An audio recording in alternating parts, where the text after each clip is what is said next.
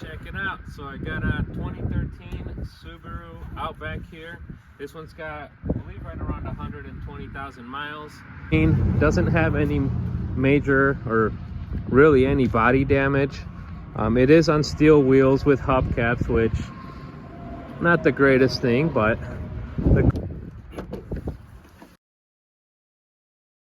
okay, so it's not automatic, but it does open up pretty nice. On the inside looks pretty clean as well. The seats aren't torn up, they're not really too dirty. I got my my video stand here because those hood shocks are blown. She's got 118,000 miles.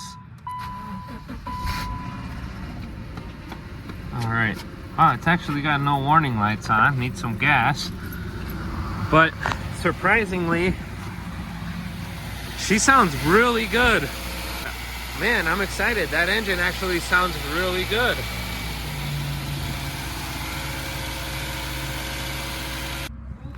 It has no gas because this was not opening on its own. Yeah, bro, I got it. Thanks, man.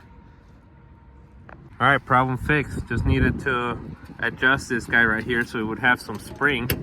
Okay, go ahead, bro. There you go. One problem fixed. All right. Put a little bit of gas to get us down the road.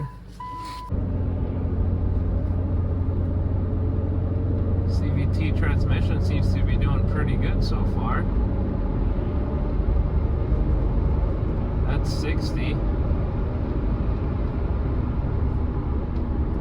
Seems to handle pretty good. Here's some tire noise, but nothing major. Brakes feel good.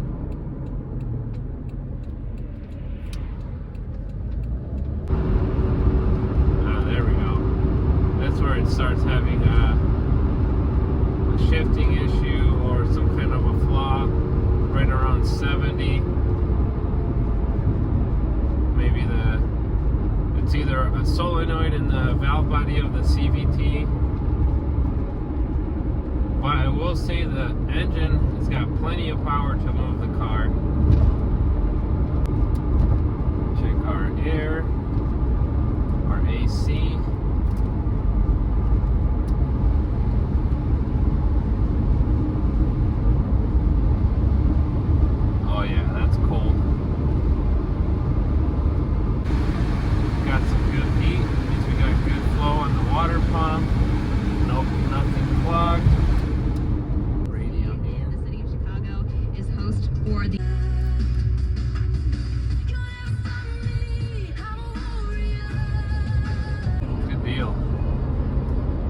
I like it. Nice car, drives good.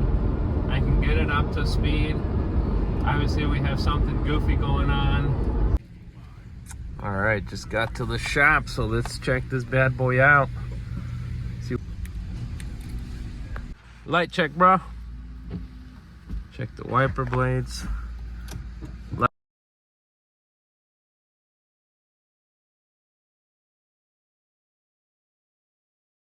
Wiper blades, check this again. Oh yeah, that's not very good.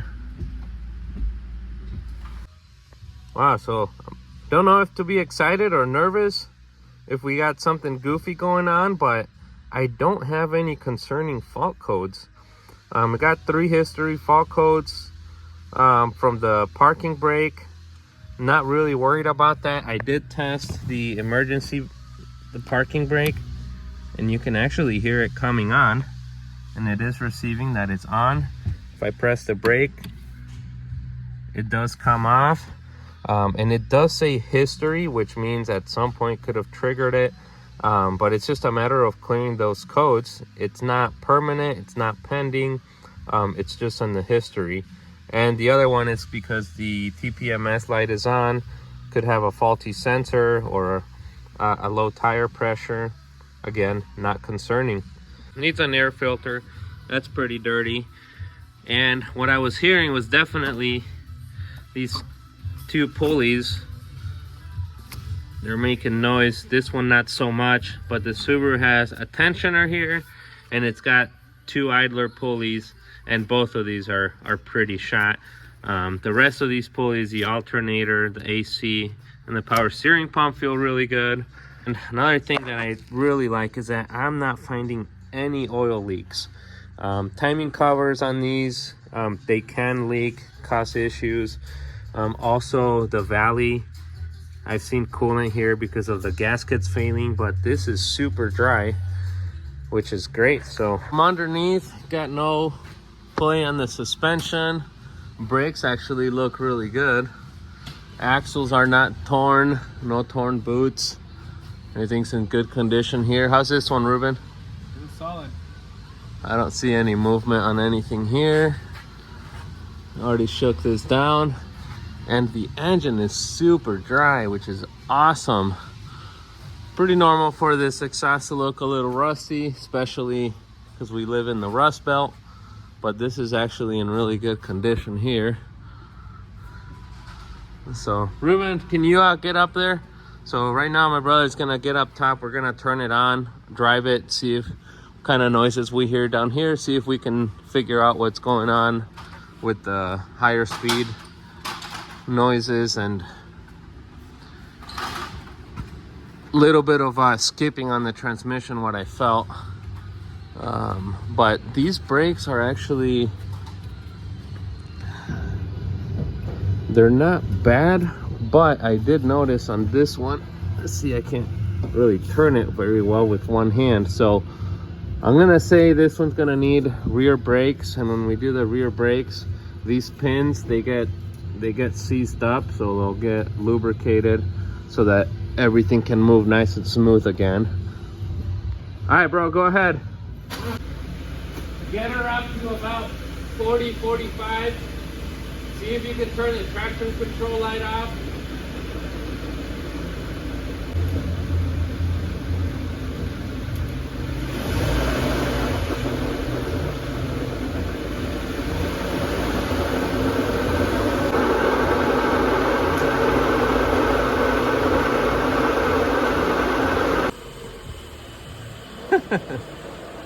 All right, so there she's spinning.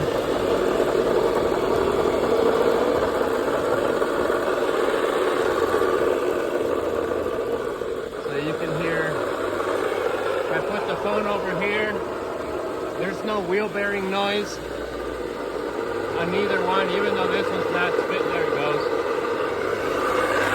Yeah. So all the bearings in here are bad. No noise back here. That's spinning. All the noise is right there. Got proof now. It's definitely gonna need a transmission. Engine seems to be in great condition. No issues there. It's actually already back together. A lot of it is back together. The exhaust, the drive shaft, this was all taken out. This bad boy's already swapped out. This is a used transmission, I believe with about 40,000 miles. I have to double check on that. Here's the old transmission. So I'm pretty certain that the failure on it was the differential. This is where it was making noise because the CVT part of it, it was shifting good. As you probably saw in the video. No external damage or anything else I see on it, but that's the old one. All right, listen to that engine purr. Got the transmission all filled up, so we're gonna button a few things up. We'll take her on a test drive. Exciting. Finally got her done, taking her for a test drive. Engine sounds smooth. Now let's see if transmission sounds just as smooth.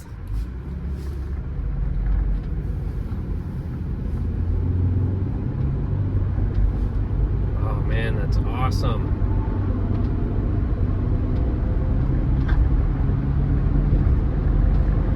Yes.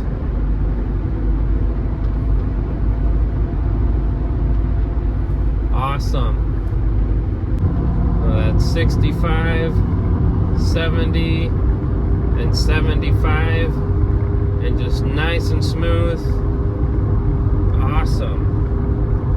3 out of 4 of the sensors have already died, which kind of to be expected from an older vehicle.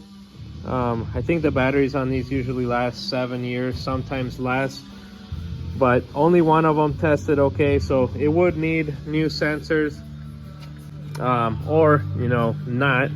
You know, there's thousands of cars out there where the sensors just die, and you just make sure you got to check your tire pressures, but all of them are holding up good. Haven't seen any of them drop. But yeah, this one, exciting. It's gonna be ready here pretty soon. Got a new tensioner, new pulleys, both of them here, new serpentine belt. Okay, so here she is. I did get this to sound, and I don't know if there's a sequence with this fob, but if I press the remote start button, it just blinks at me. Kind of hard to see on the video, but I'm not sure how the remote start works, or if it works, but it does seem to be responding to some of the functions. Maybe it needs to be reset. I'm not sure how. The normal key fob does work properly. And check out how nice and clean it is. All the door jambs, the seat are really nice and clean.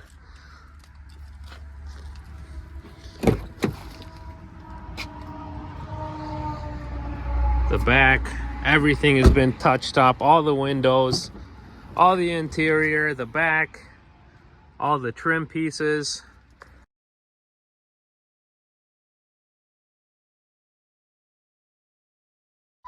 Car starts right up. Driven it several times already. Still no warning lights on. I just mentioned the TPMS. But great little car. Anybody looking to have a good all-wheel drive daily driver, come check us out.